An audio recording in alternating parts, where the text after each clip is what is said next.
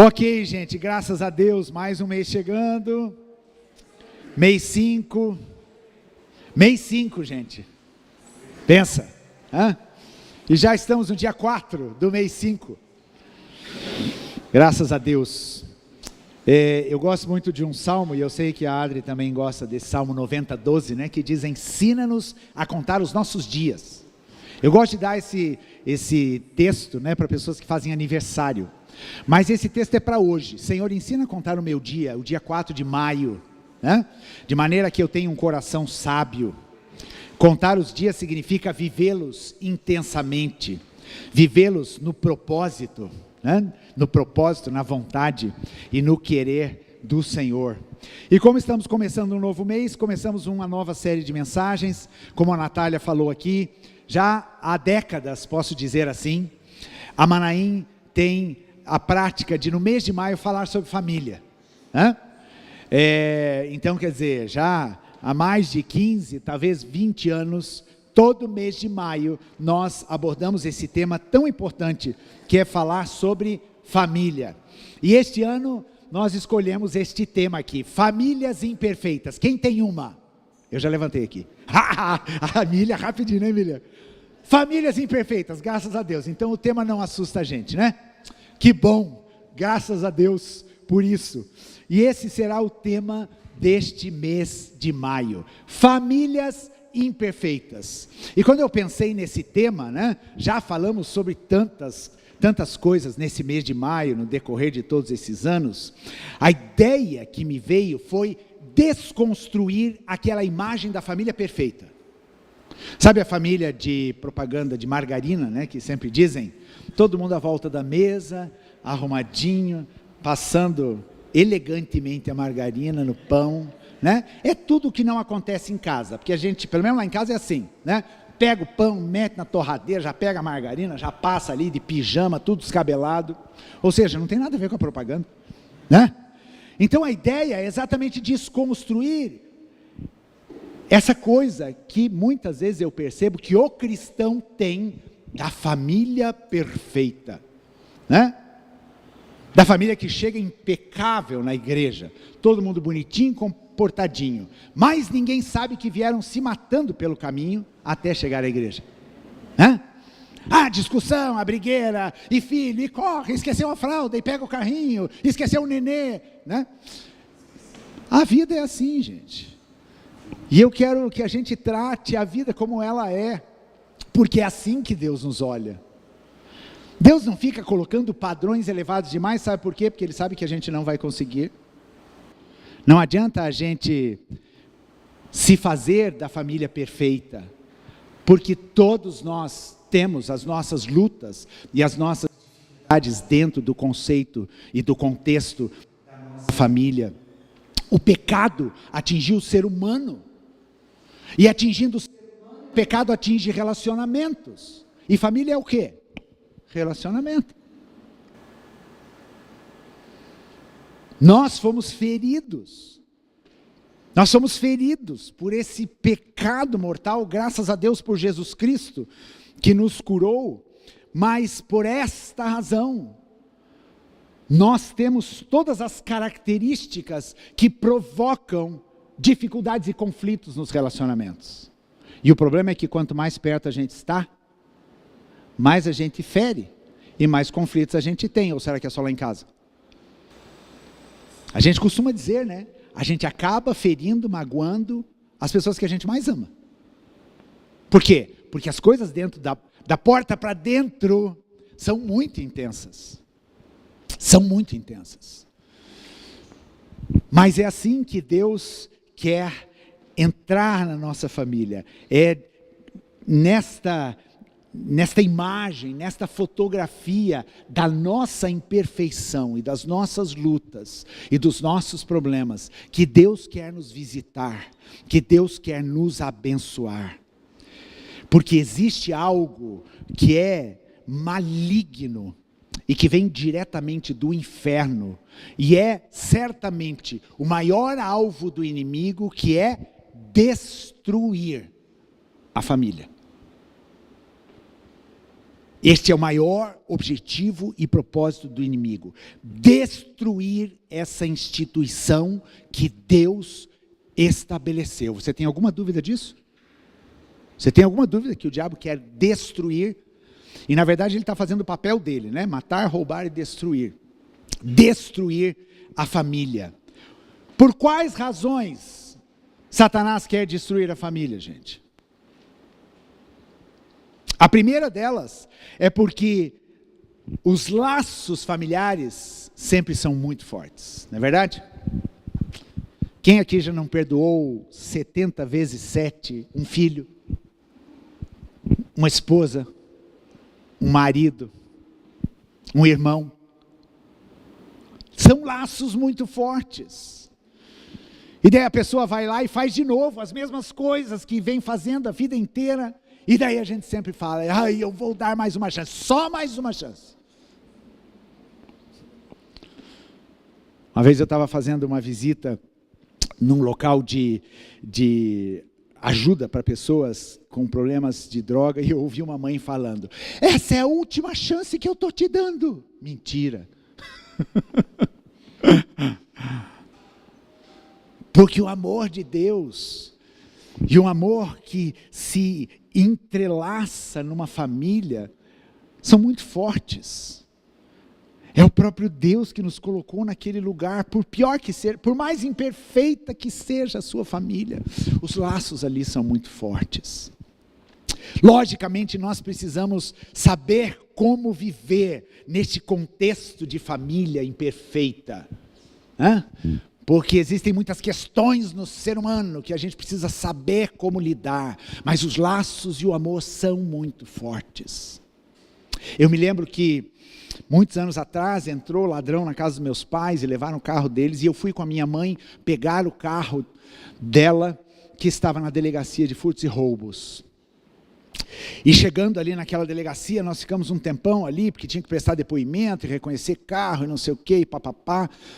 E de repente a delegada falou, olha, a pessoa que roubou seu carro foi aquele ali e tal, e daí a gente acabou vendo o meliante, enfim. Mas aí quando nós saímos daquela situação mais difícil, um menino estava algemado, saindo da delegacia, entrando num camburão para ser levado para uma penitenciária. E tinha uma mãe, gente, aquela cena cortou meu coração. Uma mãe, uma senhora muito simples, agarrada nas grades e dizendo, meu filho é inocente. Meu filho é inocente. Olha que ponto chegam os laços da família. Os laços de amor. Às vezes até de nos deixarmos ser enganados. Mas são muito fortes. E é por isso que o diabo quer destruir. Porque existe uma força na família. A família já há muito tempo foi conceituada por sociólogos como a célula-mãe da sociedade. Uma sociedade começa numa família, uma tribo começa numa família. Tudo começa em duas pessoas que se unem e resolvem então criar um povo, formar uma família, uma tribo, uma cidade, uma nação, ou o que for. Tudo começa a partir de duas pessoas que se unem com esse propósito. Então a família é a célula geradora da sociedade. Por pior que sejam as condições que ela viva, por mais imperfeitas que sejam as famílias, existe uma força numa sociedade que defende esse projeto. Por isso que a gente tem visto hoje muitos movimentos já há alguns anos sobre defesa da família. Quando as pessoas começam a falar sobre essa questão de ideologia de gênero, quando começam a falar sobre abaixo casamento é uma instituição falida, família é uma instituição falida, nós como igreja precisamos nos levantar e dizer, a família é um projeto e foi instituída por Deus e nós iremos defender para o bem da nossa nação. Você entende isso? Que a sua família tem a ver com esta nação brasileira? E quando a gente defende os nossos princípios cristãos, nós estamos pedindo para que esta nação seja uma nação diferente, uma nação transformada. Eu preciso orar continuamente para que a minha família, apesar das imperfeições dela, vá se tornando cada vez mais parecida com o projeto de Deus, para que o mundo veja que essa é uma instituição dele. E aqui eu não estou minimizando os conflitos e as lutas que existem dentro da família, e eu não quero que você carregue nenhuma culpa a respeito da sua história familiar. Mas eu quero que você olhe a realidade que você vive hoje, sob a ótica de um Deus poderoso, de um Deus que ama você e a sua família, e de um Deus que tem caminhos para você, de um Deus que tem soluções para as imperfeições da família. Uma outra coisa, a família preserva a moral de uma sociedade.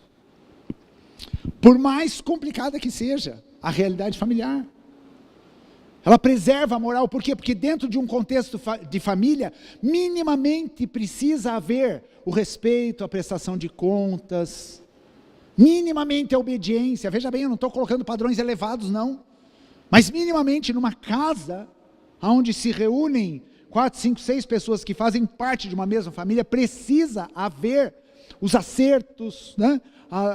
As prestações de conta, eu vou lá, eu vou ficar aqui, eu vou viajar para lá, minimamente.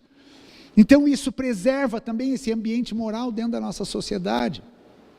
A moral está decaindo porque a família tem sido atacada e a família tem sido destruída.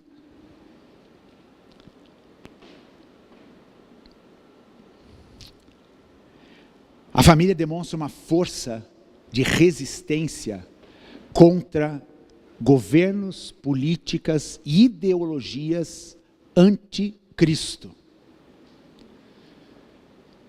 Ontem eu ouvi um pequeno relato de uma deputada portuguesa chamada Luísa Airosa, no dia 25 de setembro de 2024.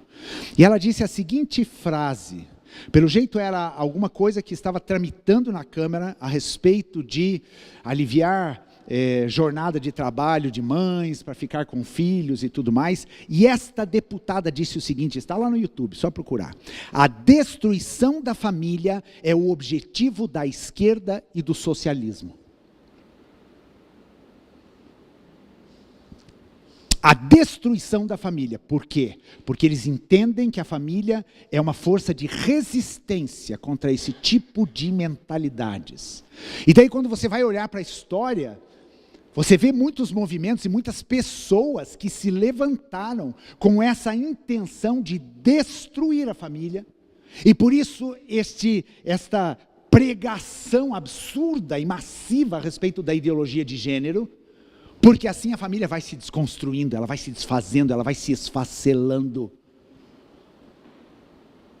E é esta a intenção desses governos. E o que está por trás desse governo? Um governo espiritual. Porque a nossa luta não é contra carne e sangue, gente. Não tente acabar com aqueles que têm esse tipo de pensamento. A origem dessas ideologias, elas vêm do inferno. E elas intentam destruir a família. Então é sobre isso que a gente quer falar nesse mês. E eu quero já te dar uma palavra de esperança, para você não desistir da sua família. Eu gosto muito de um texto lá de Neemias, capítulo 4, verso 14, onde Neemias fala para o povo de Israel. O povo estava sofrendo ataque de todos os lados. E daí Neemias diz assim: lutem pelas suas esposas, pelos seus filhos, pelas suas famílias e pelos seus patrícios. Lutem pela sua família. Não abra mão da família que Deus te deu, independente da condição que ela esteja hoje. Não abra mão disso. Quando a gente apresenta crianças, a gente diz que os filhos são herança de Deus, não é verdade? E nós precisamos cuidar dessa herança por resto da vida. São heranças preciosas de Deus. E nós não podemos abrir mão de orar e declarar aquilo que Josué declarou, né? Aquilo que Paulo declarou para o carcereiro, né? Eu e a minha casa serviremos ao Senhor, crê no Senhor Jesus e será salvo tu e a tua casa. Anda nessa verdade e está tudo bem. Creia nisso, declara isso continuamente, incansavelmente. Mesmo que você olhe para a tua família e fale, meu Deus, que fotografia. Mas existe uma palavra, existe um projeto instituído de Deus. Existe um olhar de Deus, de amor e de graça sobre a tua família. Vamos falar um pouquinho das famílias da Bíblia. Porque assim, se uma coisa a Bíblia não faz, é esconder os perrengues das famílias, né? Bota perrengue nisso, meu Deus. Eu vou citar alguns poucos aqui, mas me vieram muitas situações familiares complicadas, e que a Bíblia não deixa de narrar. Por quê? Porque é a realidade do mundo. O pecado, ele veio causar todas essas imperfeições, esses desajustes, essa disfunção dentro do ambiente familiar. E vai continuar. E eu preciso saber com que armas que eu vou lutar contra esses ataques. Então eu vou te afirmar uma coisa: existem famílias imperfeitas na Bíblia e não são poucas. E eu quero começar lembrando algumas, né? Aliás, antes, de uma forma geral, um panorama geral, há alguns anos atrás, né, quando a gente fazia o curso Educando Filhos, eu lia, estudava muito sobre essa questão de família, educação de filhos e tal, e eu li um livro de um psicólogo amigo meu, e o título do livro esqueci o título do livro, né? Famílias... não sei, eu não lembro o título do livro, assim, o que acontece em todas as famílias, alguma coisa assim, dizendo que todas as famílias elas são comuns e os problemas que acontecem nelas são recorrentes. E ele escreve o seguinte: a Bíblia mostra casais em crise, a Bíblia mostra traições e adultério dentro de família, a Bíblia mostra poligamia, a Bíblia mostra ciúmes doentio, né? A Bíblia mostra irmãos que brigam pela atenção dos pais e dividem a família. A Bíblia mostra o filho que quer sair de casa e quer aproveitar a vida longe do seu pai. A Bíblia mostra as perdas, a manipulação e os sofrimentos que acontecem dentro do seio familiar. A Bíblia mostra tudo isso. E tudo isso para nos falar do dano que o pecado causou. E eu quero começar lá no princípio, na primeira família, Adão e Eva, que tiveram 2 filhos, Caim e Abel. O que aconteceu com eles? O primeiro homicídio acontece dentro de um contexto familiar. Um irmão matando o outro. Caim matando Abel. E aí, o que você me diz? Foi a primeira evidência daquilo que o pecado causou. Aqui uma tremenda de uma imperfeição, né? A imperfeição sempre vai estar associada ao pecado, né? Vai estar associada à transgressão. Mas ali em Caim e Abel a gente tem a primeira tragédia familiar. Imagina como é que ficou Eva depois disso, gente. Imagina como é que ficou Adão, pensando, meu Deus, os nossos filhos. E uma coisa interessante que acontece em Caim e Abel, que ali mostra que 2 linhagens iriam sempre percorrer toda a história da redenção. Uma linhagem daqueles que buscavam a Deus, temiam a Deus, que era a linhagem de Abel. E a outra, a linhagem de Caim, que era aquele que era contra Deus e que se levantava contra todas as coisas de Deus. Isso a gente vê em toda a história. Depois a gente vê a história de José, ainda no livro de Gênesis. Falamos sobre ele recentemente. O que acontece com José, gente? O menor dos filhos, que de repente se levanta com um sonho e causa uma confusão na família, um brigueiro. A Bíblia não fala sobre isso, mas imagina as refeições daquele povo. Imagina o povo comendo, né? Almoço de família no domingo, depois que Josué contou o sonho que ele tinha tido. Era só quebra-pau, né? Só briga. Imagina os irmãos mais velhos metendo uma voadora no José, né? Dando um pé de ouvido nele. Ô moleque, quem você pensa que é? Imagina a confusão naquela casa, gente. Famílias imperfeitas. Imagina os pais ali de José tendo que lidar com toda essa situação. Daí a gente vai para Davi, quando Davi foi escolhido como rei, lá em 1 Samuel capítulo 16, Samuel é enviado à casa de Jessé. Jessé tinha 7 filhos, na verdade 8. Mas os filhos que apareceram diante de Samuel foram 7. E daí Samuel, conectado com Deus, se apresenta o primeiro. Samuel diz, acho que é esse aqui, tem jeitão de rei. Deus fala, não. Daí vem o outro, então deve ser esse aqui. Esse aqui também tem um tipo rei. Não. E assim vai o 7. Daí Samuel pergunta, não tem mais nenhum filho? Me enganei, será? Daí Jessé fala o quê? Tem mais um, está cuidando das ovelhas. Existe um estudo e uma tese que se levanta que Davi era um filho bastardo de Jessé. E por isso ele não estava nessa reunião.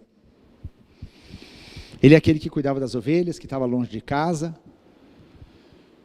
Porque Davi, então, lembrava uma história triste dessa família imperfeita de Jessé. Mas daí Deus fala lá e profetiza isso lá por Isaías, da raiz de Jessé vai brotar o Messias. Davi, talvez o filho bastardo, que foi chamado, que estava lá no campo, ou seja, se ele estava no campo e não foi chamado para a reunião com o profeta, quer dizer que ele valia o quê? Alguma coisa fez com que ele não fosse chamado para estar nessa reunião, não é verdade? Família imperfeita, B.O. dentro da família de Jessé. E daí quando Davi entra, Deus fala, é este. E daí o que Deus fala a respeito de Davi ali, com Samuel? Ele diz para Samuel, porque eu não vejo a aparência, mas eu vejo o coração. Só que daí esse Davi cresceu, e ele teve alguns problemas. E a história da família de Davi é um retrato fiel de família imperfeita. E daí eu fico pensando, será que eu queria ser filho de Davi? Porque Davi teve várias esposas, teve vários filhos. Davi teve um caso fora do casamento com Batseba, todo mundo conhece essa história. Daí arrumou mais uma, já não bastava a que ele tinha, mas essa poligamia era uma cultura da época, e do contexto que eles viviam ali. E daí tem toda aquela história do pecado de Davi, que todo mundo conhece. Mas, o que acontece na Bíblia que a gente observa? Davi era um homem que tinha o coração em Deus. Os pecados que ele cometeu não foram pequenos, hein? Se dá para a gente dimensionar o tamanho do pecado, né? Mas quando a gente olha assim, meu Deus. E Davi é chamado o homem segundo o coração de Deus. Porque ele tinha um coração quebrantado. Às vezes o coração dele era endurecido, como por exemplo neste caso aqui de Batseba, quando ele mata o marido dela, ou manda matar o marido dela, Natã vem e confronta ele. Então pensa essa família de Davi, gente. Daí depois ele fica chorando pelo filho, para o filho não morrer. E o filho morre. O filho do adultério morreu. Que tragédia. Família imperfeita. Mas Davi se levanta, se humilhando e buscando diante de Deus aquilo que poderia ajustar todas as suas imperfeições. Não contente com toda essa história, passa um tempo, um filho de Davi decide tomar para si uma meia-irmã dele. E isso está lá no capítulo 13 de 2 Samuel. E o título desse capítulo é O Incesto de Amnon. Ou seja, o menino ficou doente para ter relações com a sua meia-irmã. Filho de Davi. É uma história trágica, não diferente de muita coisa que a gente vive hoje. Como consequência disso, Absalão, que era filho de Davi também, fica revoltado com essa atitude do seu irmão e mata Amnon por esse incesto cometido. Família de Davi. Absalão arma, com o consentimento de Davi, uma reunião entre os irmãos e mata Amnon pelo crime. Por que Absalão se levanta? porque Davi não se levantou.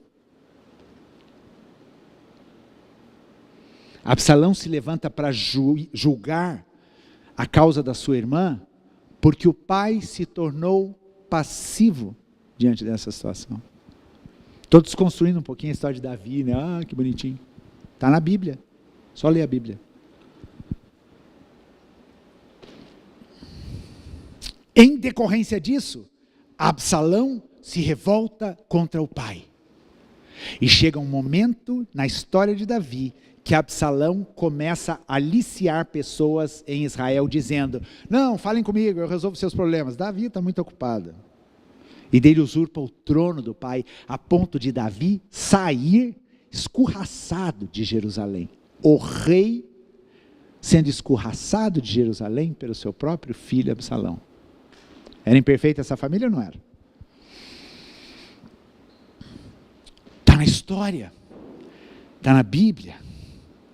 Depois a gente vai para os reis. Eu quero citar aqui 3. Ezequias. A Bíblia diz que Ezequias foi um rei que fez aquilo que era reto diante do Senhor, né? Sempre no início de cada reinado falava: fulano de tal começou a reinar, reinou tantos anos e fez o que era reto ou fez o que era mal. Ezequias fez o que era reto diante de Deus.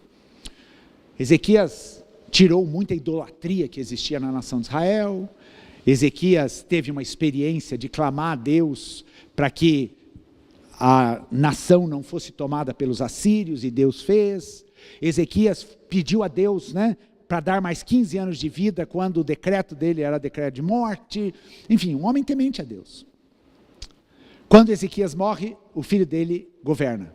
E o filho dele se chamava Manassés. Tudo que Ezequias fez de bom, Manassés fez de ruim. Daí você pergunta: como é que pode, gente? Um homem tão terrível, Manassés, tudo que o pai havia tirado de idolatria na nação, Manassés trouxe de volta e ainda muito mais. Certamente foi o pior rei de toda a história de Israel, Manassés, que no final da vida acaba se arrependendo dos seus pecados. E daí, depois que Manassés morreu, um filho dele chamado Amon reinou no lugar dele, mas reinou por pouco tempo. E depois o filho de Amon, que era neto de Manassés, veio reinar, que era Josias. Josias foi um dos reis mais tementes a Deus da história de Israel, que seguiu os passos do seu avô Ezequias e ainda fez coisas muito maiores. Uma grande reforma religiosa aconteceu. Daí você fica pensando, todos vieram de uma mesma raiz, de uma mesma família, de uma mesma descendência, famílias imperfeitas. Daí você vai para o Novo Testamento, e já estou encerrando aqui, é a nossa passagem, né, pela Bíblia. Você vai para o Novo Testamento e você vê Timóteo. A Bíblia fala que Timóteo, ele foi chamado por Paulo para fazer parte da sua equipe, mas Timóteo tinha uma mãe judia e um pai grego. Pronto. Já teve quebra de princípio aqui, porque esta mulher judia se casou com um grego, o que a lei não aprovava. E nasceu Timóteo. Família imperfeita. Como prova disso, Timóteo nem circuncidado havia sido. Mas Paulo chama Timóteo para ter ele na sua equipe missionária. E Timóteo foi um homem usado por Deus no Novo Testamento. Uma família imperfeita. E a parábola do filho pródigo. Quando Jesus conta essa parábola do filho pródigo, ele fala a respeito de uma família completamente desajustada e imperfeita. Onde tinha um pai, 2 filhos. Um filho que não queria mais saber de ficar ali. E outro filho que era o baba-ovo, né, como diz, do pai. E que depois fica reclamando para o pai: mas eu estou aqui, eu sempre fiz tudo certinho. Sabe o filho certinho? Mas que na verdade está errado. Né? Mas um saiu de casa, abandonou, foi embora, pediu a herança, considerou o pai como morto. Famílias imperfeitas. E a parábola do filho pródigo é a parábola que mais revela o amor de Deus por nós. Porque ela fala desse filho que se foi, e que depois voltou e foi acolhido pelo pai, com amor, com graça. Mas ela fala também do filho que ficou, que se achava o filho exemplar, mas que não era, e que precisava da mesma graça. A história da parábola do filho pródigo fala de Deus entrando nas nossas famílias imperfeitas. Família é lugar de aprendizado e de crescimento. Nós precisamos entender isso. A família é o ambiente onde a gente tem aprendizado constante, onde a gente é moldado e onde a gente cresce. Sempre quando eu falo em casamento, tem uma das frases de Martinho Lutero. Martinho Lutero foi um monge, e por ter sido monge, ele tinha o voto de celibato, não era casado. Mas depois que ele rompeu com a Igreja Católica, ele decidiu se casar, e se casou. E daí ele diz o seguinte: 20 anos de monastério não me santificou tanto como um ano de casamento. Por quê? Porque, gente, o casamento é uma prova de fogo. Tem até um filme, né, que fala sobre isso. É uma prova de fogo. Duas pessoas diferentes vivendo juntos e partilhando de uma mesma coisa é uma lixação que não tem limite. É lixa para tudo quanto é lado. É ou não é, Wilson Alce? Não, lá em casa não, né? Gente, é isso. Como que a gente vai esconder que isso é uma realidade? Como é que duas pessoas tão diferentes, vindas de realidades tão diferentes, podem construir alguma coisa juntos, sem conflitos, sem DR, né? Sem BO, sem diferença de pensamento? Não existe isso, é um aprendizado. É um aprendizado. Cristina e eu estamos casados há 37 anos. Olha, hein? É um tempinho já, hein? Tem gente que já passou de mim, mas enfim, né? 37 anos. Gente, é lixa constante. Quantas vezes a gente brigou, discutiu, conversou, mas daí chega naquele ponto e fala: bom, mas a gente casou, nós temos uma aliança, então vamos resolver os negócios aí. Vamos juntar os cacos e vamos, né, reconstruir. Vamos adiante. Porque eu tenho consciência que eu sou um marido imperfeito. Eu tenho consciência das minhas falhas. E sabe o que dói no casamento? É que o outro revela as tuas falhas. Ai!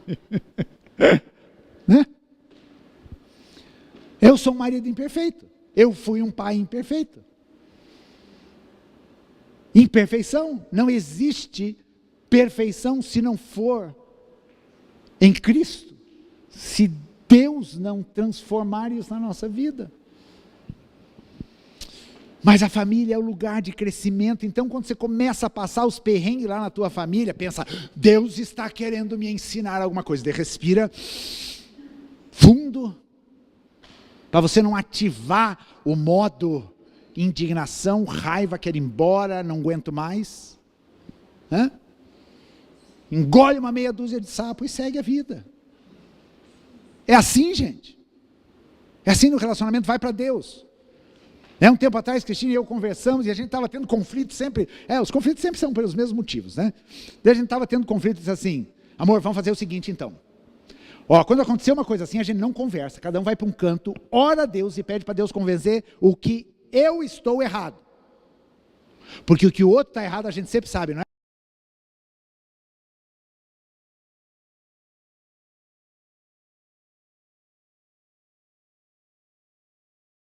Porque você é aquilo. Eu sou o santo, até dá para ver uma auréola aqui na minha cabeça. Então eu disse: vamos para Deus e vamos perguntar para o Espírito Santo de Deus, aonde está o meu erro e o que eu preciso mudar. Daí a coisa muda. E é assim que as coisas vão acontecendo, a partir de mim, a partir de aceitar, muitas vezes, estas situações e esses conflitos e não ficar com aquele moralismo. Gente, muitas vezes eu ouvi algumas palestras de casal e disse assim: meu Deus, eu estou a milhas disso. Se casamento é isso que esse povo está falando, estou fora, eu estou vivendo o caos. Né? Porque é uma coisa tão linda.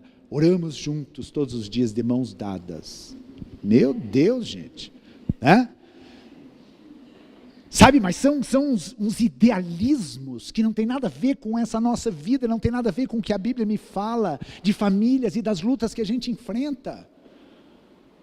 Nós precisamos ver a realidade, nós precisamos ver as nossas dificuldades e as nossas lutas. A começar em mim, eu tenho as minhas lutas. E eu preciso lidar com elas, eu preciso aprender, e eu sei quando acontece alguma coisa, eu fico pensando, Deus, o que o Senhor está querendo me ensinar com isso? Essa pergunta não é fácil a gente fazer. E eu teria muitos testemunhos aqui, mas vou poupar aqui em função do nosso tempo, né? A verdade é que existe um padrão de Deus para a família. É um padrão de Deus, não é do homem. E esse padrão está narrado nas Escrituras, na Bíblia. A palavra de Deus me ensina, e se você vai para o Novo Testamento, você vai ver instruções muito claras a respeito da família. Qual é o papel de um, qual é o papel do outro, o que um tem que fazer, o que o outro tem que fazer. Esses dias, né, houve uma situação aí, eu recebi por terceiros uma mensagem de uma mãe dizendo, pastor, você tem que ensinar a minha filha a me honrar. Daí, a Bíblia correu aqui na minha cabeça. Daí eu disse assim, eu preciso falar para essa mãe que eu preciso ensinar ela a não provocar a ira aos filhos. Porque está na Bíblia também.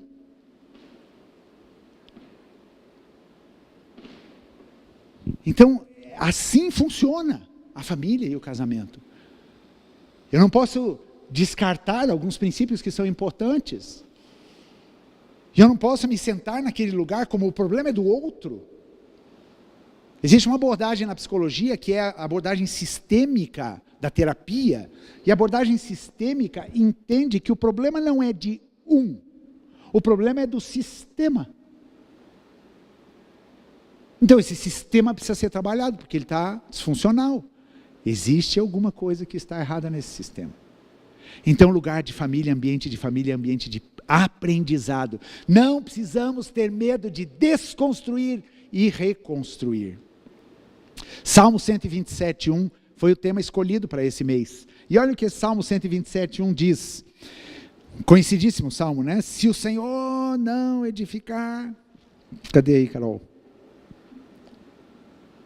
Se o Senhor Deus não edificar a casa, olha aqui, gente, repete isso todo dia lá. Põe um cartazinho na tua geladeira. Não adianta nada trabalhar para construí-la. Deixa o Senhor edificar a sua casa. É Ele que vai nos convencer, é Ele que vai nos transformar, é Ele que vai lidar com problemas que muitas vezes nós não damos conta. Não tem problema na tua família que você não dá conta? Você já fez de tudo, você já orou, já trouxe para o Desperta a Débora, já colocou na banner, já orou de joelho, em tudo quanto é jeito, e não deu problema. Se o Senhor Deus não edificar a casa, coloca isso nas mãos do Senhor, confia, mas não abre mão. Não abre mão desse agir de Deus na sua família e naqueles que você ama. E por fim, família, ela é aperfeiçoada pela graça. A família é aperfeiçoada pela graça. Não é no esforço humano. Não é no muito falar. Não é no apontar o dedo. Mas entender que existe uma graça de Deus sobre a vida da minha família. E você, se você diz, pastor, você não conhece lá em casa, não conheço mesmo. Você também não conhece a mim, então está tudo ok. Né? Você precisa declarar isso na tua vida. Talvez você seja a única pessoa que crê na sua família. Declare isso na sua família, dentro da sua casa. A graça aperfeiçoa a minha família. A graça de Deus irá nos aperfeiçoar.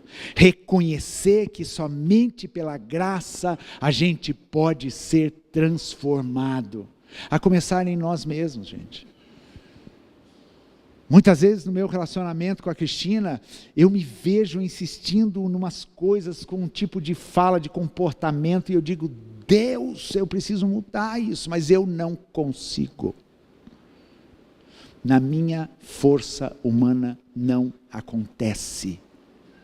Mas daí quando eu entendo que famílias imperfeitas, casamento imperfeito, pais imperfeitos, têm acesso à graça de Deus que é perfeita, daí eu encontro o meu lugar de alívio. Cristina e eu, quando nós começamos a ter os filhos, né, e veio a Natália e depois a Ana Paula, a nossa oração contínua é: Senhor, nos dá graça para instruirmos as nossas filhas. Erramos um monte. Quer saber de onde a gente errou? Só perguntar para elas. Elas vão ter várias coisas para contar. Filha, ó, cuidado aí, não conta tudo. Mas a gente pedia a graça de Deus, porque, gente, é um desafio muito grande você educar um filho, é um desafio muito grande você viver num ambiente de família, onde a presença do Senhor está, onde existe altar ali de adoração continuamente. É um desafio grande. E eu lembro que continuamente estava lá a Cristina, né? Amor, nós precisamos fazer o nosso culto doméstico. Precisamos fazer o culto doméstico. Daí a gente fazia o culto doméstico, às vezes se perdia, enfim. Né? É um desafio, porque somos imperfeitos, mas nós temos uma graça perfeita de Deus na nossa vida e nós precisamos confiar nisso. Essa graça é capaz de restaurar os estragos mais terríveis que foram feitos na nossa família. Essa graça foi capaz de levantar Davi como rei de Israel, escolhido de Deus, mesmo ele tendo sido um filho tido fora do casamento pelo seu pai. A graça de Deus fez com que Davi fosse um homem segundo o coração de Deus, mesmo ele tendo adulterado com Batseba, matado o Urias, né, o marido dela, e feito toda aquela confusão e ainda com o coração endurecido, não querendo aceitar o seu pecado. Mas a graça de Deus reconstruiu a vida desse homem. Pare de pensar em perfeição. Perfeito é só Deus. E para a gente alcançar essa perfeição de Deus, nós precisamos da graça.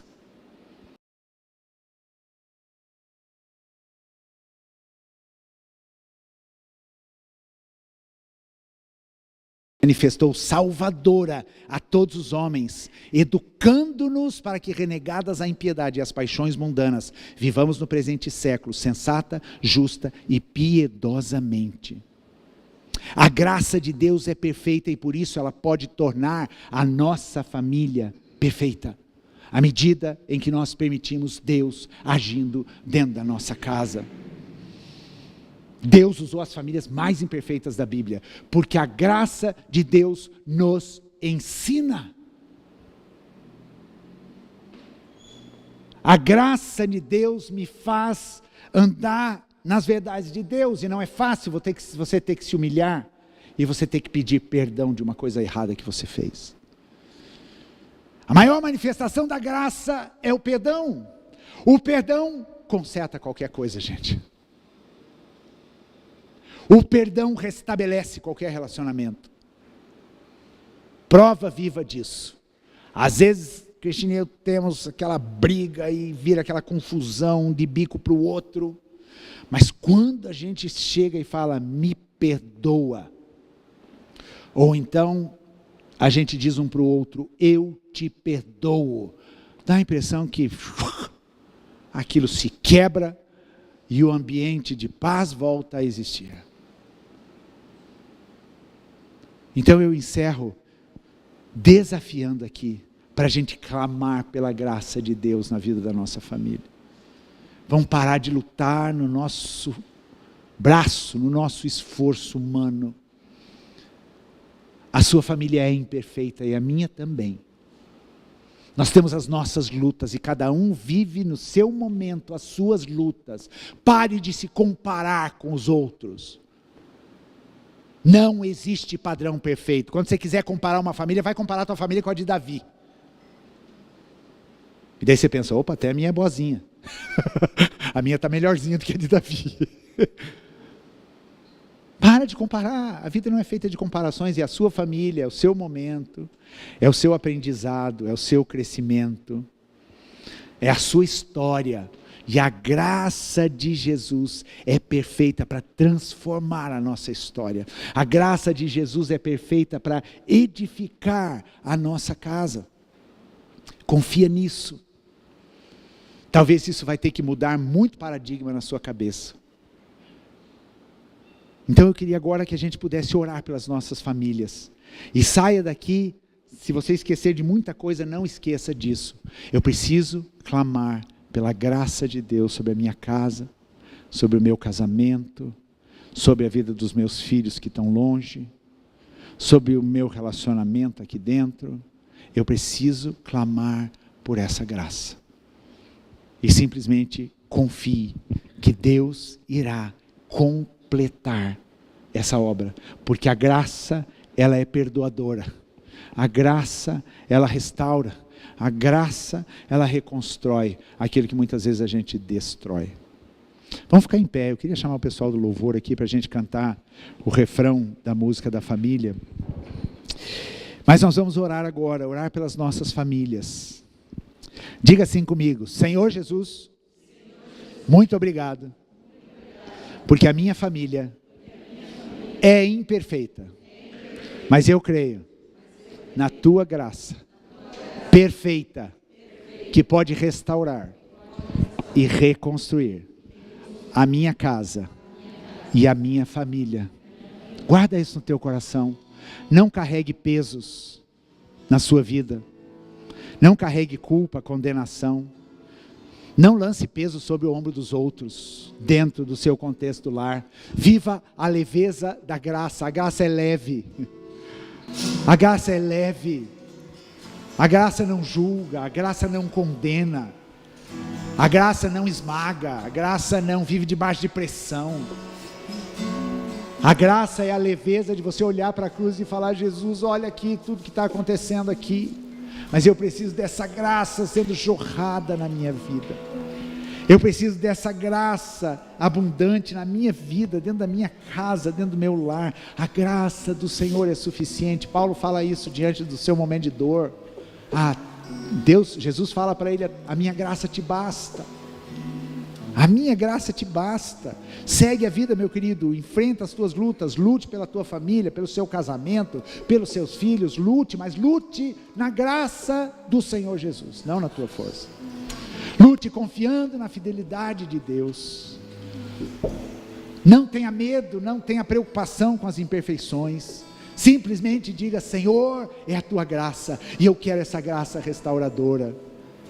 E eu quero essa graça restauradora primeiro na minha vida, para a gente poder olhar para a nossa família, olhar para o nosso cônjuge, olhar para os nossos filhos, com um olhar diferente, com um olhar de amor, não o amor que sai do nosso coração, mas do amor de Deus, do amor incondicional. Vamos restaurar, queridos, porque a sua família é um instrumento de Deus nessa sociedade. E queira isso, queira que a tua família seja a prova de que Deus é aquele que instituiu a família, que Deus é aquele que estabeleceu a família e você não abre mão dela. E que a tua família possa mudar a realidade social do teu bairro, dos teus vizinhos, da tua família maior, da tua cidade. A nossa causa é muito maior do que vermos a nossa família bem. Nós podemos testemunhar do amor de Deus. Então vamos cantar o refrão dessa canção. A minha família é bênção do Senhor. Me ensina a tratar minha família com amor. Edifica minha casa para o teu louvor. A minha família é um presente do Senhor. Ok, a gente vai cantar mais uma vez esse refrão, mas agora quando você falar em família, você pensa na sua família nuclear, no seu esposo, se você tem, nos seus filhos, e que venha à tua mente esta tua família, e você declara isso fundamentado na graça de Jesus, né? Vamos lá então? A minha família é bênção do Senhor. Ensina-me a tratar minha família com amor. Edifica minha casa para o teu louvor. A minha família é um presente do Senhor. Pai, nós te agradecemos, Deus, por esse encontro nessa manhã. Obrigado, Jesus, por esta palavra que, ao mesmo tempo, Deus, que ela é desafiadora, ela nos liberta, Jesus, para que a gente não carregue os pesos, Senhor, das nossas imperfeições, dos nossos pecados, Senhor. Pai, mas que a gente possa olhar para a cruz, onde flui toda a graça, e clamarmos esta graça, em primeiro lugar, sobre a minha vida, Jesus. Eu preciso desta graça na minha casa, Senhor. Deus, como esposo, como pai, como avô, Senhor, eu preciso dessa graça sendo derramada dentro do meu lar, Senhor. Pai amado, e nós declaramos, Senhor, que o Senhor é o Deus que vai nos ensinar, que vai nos instruir, que vai liberar sobre a nossa vida perdão, que vai trazer a restauração, e o Senhor é o Deus que vai edificar a nossa casa, Pai, porque como diz a tua palavra, não adianta nada eu trabalhar para edificar, se o Senhor não edificá-la, Senhor. Eu quero abençoar, Deus, cada família desta igreja, Pai, em nome de Jesus. Amém. Quero chamar a Roberta aqui um pouquinho. Roberta, vem cá, Roberta, porque a Roberta também compartilhou. Ela não queria vir, tá, gente? Mas daí eu estou chamando, vem cá.